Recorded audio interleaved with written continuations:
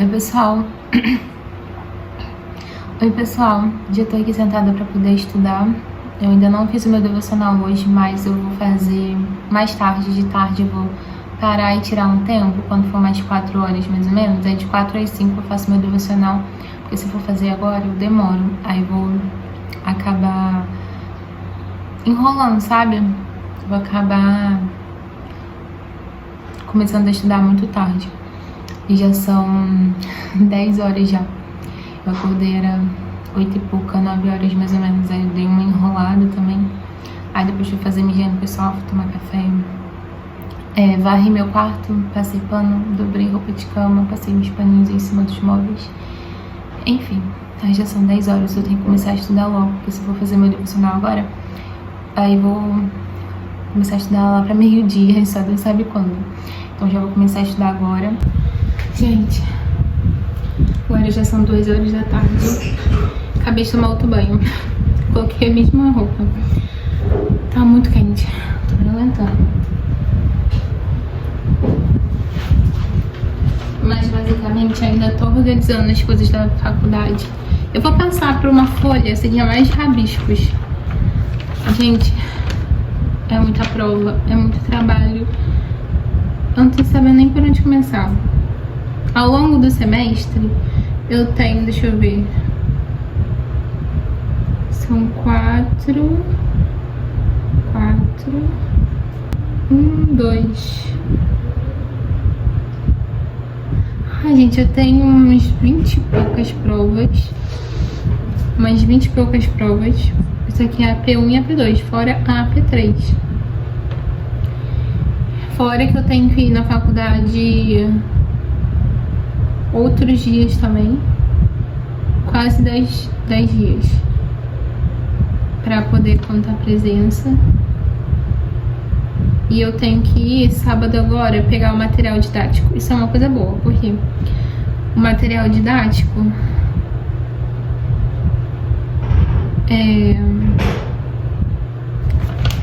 eu tenho direito, né, a pegar o material didático, que são livros, como se fosse apostilas, né? São apostilas de todas as disciplinas. Eu posso pegar cada apostila de cada disciplina impressa e trazer para estudar.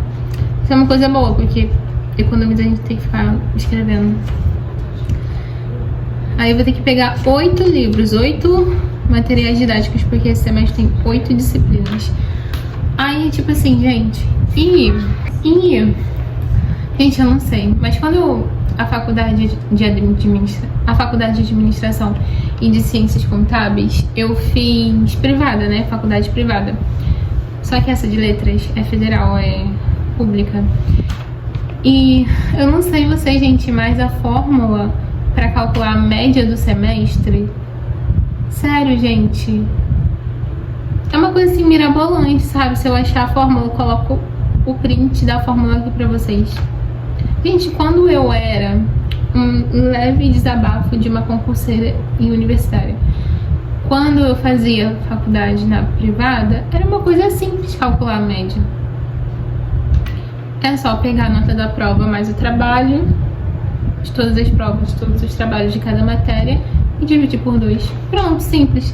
Aí eu não sei o que acontece com a faculdade pública, que eles colocam uma fórmula mirabolante para poder calcular a tua média de cada disciplina. Eu não sei o que é isso, gente, que coisa. Mas enfim, aí o que eu fiz? A faculdade é muito longe, então de qualquer forma eu vou ter que gastar dinheiro para ir lá. E talvez eu gaste mais dinheiro nessa faculdade que é pública do que na privada. Eu tô vendo que pra fazer letras em inglês na Estácio, no polo aqui de Caxias, tá 200 e pouco a mensalidade, semipresencial, tendo aula 2, 3 vezes na semana, presencialmente, e também com todo o material no ambiente virtual de aprendizagem pelo computador, né? E a gente tendo todas as apostilas, videoaulas e tudo mais.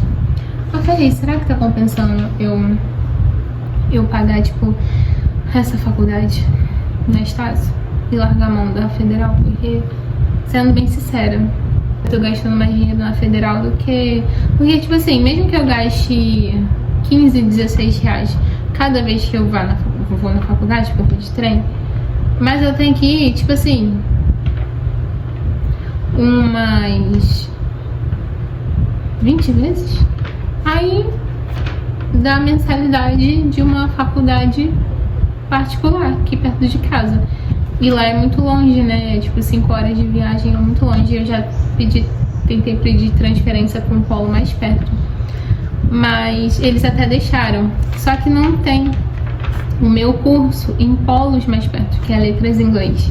Tem pedagogia no polo aqui de Magé, tem outros cursos, mas o meu não tem, só polo longe, só muito longe mesmo. Tem até em Resende, o polo de Resende, polo de Angra dos Reis, mas fica mais longe ainda. Aí, perto de mim não tem. Então, assim, eu tô pensando, né, mesmo que... Assim, eu já tô organizando as datas das provas, os horários, as disciplinas, os trabalhos e tudo mais. E aí, tipo assim, é muito trabalho. São 2 trabalhos de cada disciplina. E até aí tudo bem, né? Mas assim, olha, sinceramente, acho que a faculdade privada é mais tranquila. E você não deixa, assim, de estudar e ser a mesma qualidade. Às vezes até uma qualidade melhor, mas assim, não sei. Sendo bem sincera aqui pra vocês, eu tô organizando isso aqui já faz 2 horas. Aí eu tô pensando mesmo, porque eu já liguei pra Estácio, né, pra perguntar o valor da mensalidade, tá dando 200 e pouquinho. E aí eu falei com a minha mãe, né, ainda falei com a minha mãe, porque assim, eu trabalho de casa, não trabalho carteira assinada nem nada, mas eu tenho alguns clientes fixos que todo mês me pagam. E aí, pra mim, fica tranquilo, eu consigo, sabe, pagar essa mensalidade. Aí eu tô vendo que é melhor. E tipo assim, eu ainda conversei até com a minha mãe e tudo mais. Eu falei, mãe, mas eu vou ter que pagar passagem também e tudo mais. Aí minha mãe falou, fica tranquila que a gente te ajuda. Mas eu acho que nem vai precisar, né? Porque realmente eu consigo pagar a mensalidade e a passagem. Aí eu tô pensando, continuo na federal, tranco a matrícula e vou pra uma mais perto aqui de casa, que é, no caso, ou a Unigran Rio ou a Estácio. Mas o Unigran Rio eu acho que não tem curso de letras em inglês. Aí, minha opção é Estácio mesmo. Enfim, gente, um leve desabafo de uma concurseira. Aí eu acabei, já tô 2 horas aqui organizando isso, que é muita coisa mesmo. E aí já tô aqui 2 horas organizando isso, porque é muita coisa mesmo. E aí eu tô pensando realmente o que eu faço. Mas acabei de tomar outro banho agora. Tá muito quente, gente. Tá muito calor, sério, de verdade, muito quente. E pronto, pessoal, tudo organizado. Então, já organizei minha rotina nova. Também já coloquei aqui os dias, o dia que eu vou ter que fazer os trabalhos pra entregar, né, todos os trabalhos. Mas assim, gente, muita coisa. Aí eu organizei tudo. Organizei, ó, a data da retirada do material didático, porque lá na faculdade eles dão material didático, que é as apostilas. Dia 21/2, que no caso é sábado agora, pra retirar. Então, pessoal, dia 21/2, que inclusive é sábado agora, eu tenho que retirar o material didático. Inclusive, eu não vou nem estudar pra faculdade hoje, porque como eu vou retirar o material didático sábado agora, já vem tudo impresso, o conteúdo da matéria inteira impressa na apostila. Então, o que acontece? Aí eu vou deixar pra estudar a partir de sábado agora, que eu já vou ter o material, eu não vou precisar ficar copiando, é só fazer a leitura, fazer alguns resuminhos à parte. E aí é isso. Aí também os dias da presença, que eu vou ter que ir até o polo da presença obrigatória. Aqui também tá todas as matérias que eu puxei esse semestre, que é Português 1. Inclusive, ignora minha unha, né? Sujeira não tá, gente, é caneta. Português 1, Prática de Ensino 1, Informática, Linguística, Bases da Cultura, Fundamentos da Educação 1, Literatura Comparada e Introdução à Semântica. Então, são 8 matérias no total. E cada uma dessas 8 matérias tem a prova 1 e a prova 2 e a prova 3. Então é bastante coisa. E cada uma dessas matérias cai em dias diferentes. Então, português 1 em prática de ensino, cai essas 2 provas no mesmo dia. Essas 2 também caem no mesmo dia. Então, assim eu fui organizando tudinho. E aqui estão as ADs. Inclusive, eu dei uma borrada aqui, gente, mas ignora. Aqui estão as ADs, que na verdade são os trabalhos que eu tenho que enviar também. Então, eu tenho que enviar a AD1, que é o trabalho 1, e a D2. Mas para abril, só que a D2, dessas matérias aqui, eles ainda não falaram as datas. Mas da D1 já tem. Eu já tenho que ficar atenta já com a entrega. Inclusive, já coloquei aqui que dia 23/2 eu preciso fazer e entregar todas essas ADs, para já não esquecer.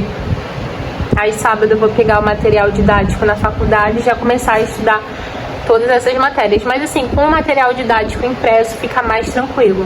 Também fiz um cronograma novo. Enfim, será que eu vou conseguir? E, gente, deixa eu contar uma coisa pra vocês. Me inscrevi em 2 pós-graduações. Eu fiquei pesquisando um local que seria melhor, assim, de faculdades mais próximas aqui da minha casa. Por exemplo, inclusive em Caxias. Aí eu vi a Estácio, vi também a Unigran Rio e também vi na Uninter, que também tem em Caxias. E aí decidi a Uninter, porque eles estavam fazendo, inclusive, uma promoção. 2 pós pelo preço de uma. Então, gente, eu amei essa promoção. Inclusive, comecei agora a fazer 2 pós. Inclusive, me matriculei hoje. Já estou matriculada, inscrita, já estou tendo acesso ao AVA e ao portal do aluno, com todas as matérias já disponíveis para mim já começar a estudar. E qual pós eu me inscrevi, né? Eu me inscrevi em Direito do Trabalho e Processo Trabalhista. E a outra pós é Auditoria e Controladoria. Inclusive, por exemplo, um cargo de auditor fiscal. O que um auditor faz?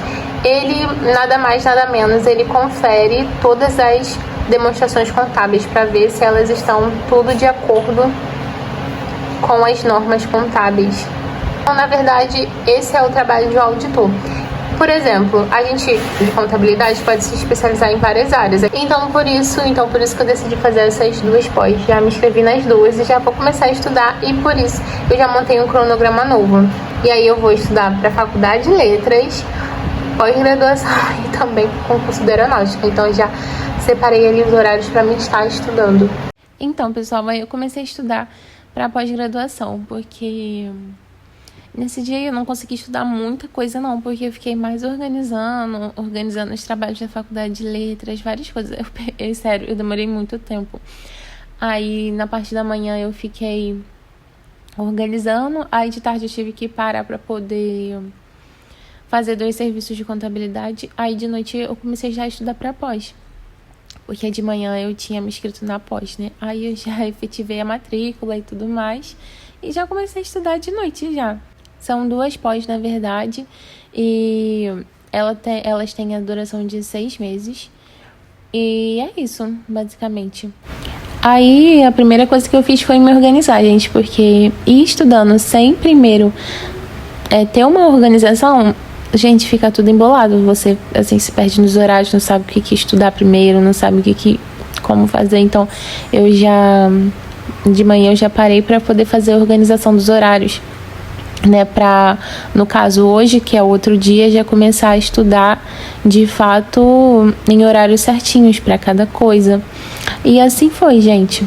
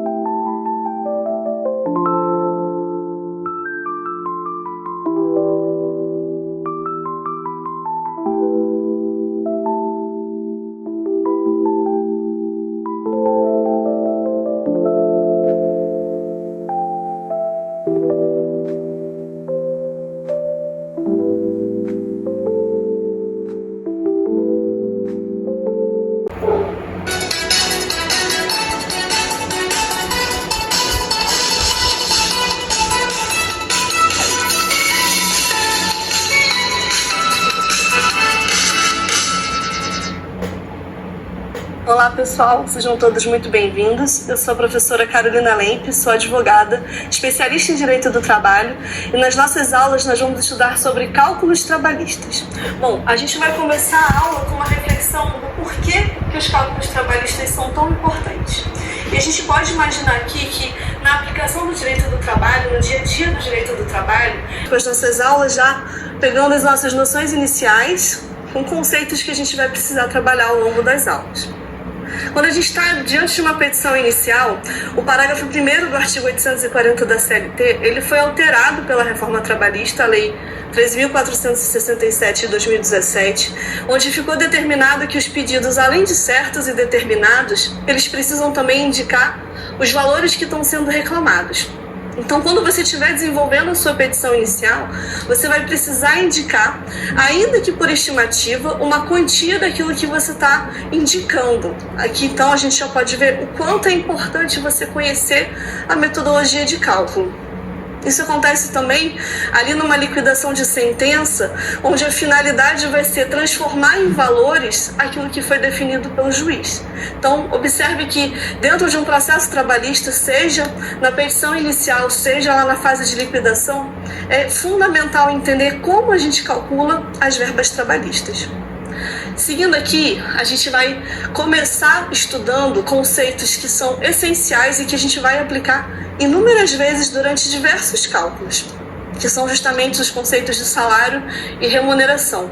A gente vai observar que eles têm em comum o fato de serem pagamentos, contraprestações que são feitas pelo trabalho realizado, também pelo período que o empregado fica à disposição do empregador e também pelos descansos remunerados e as interrupções legais, como acontece com as férias.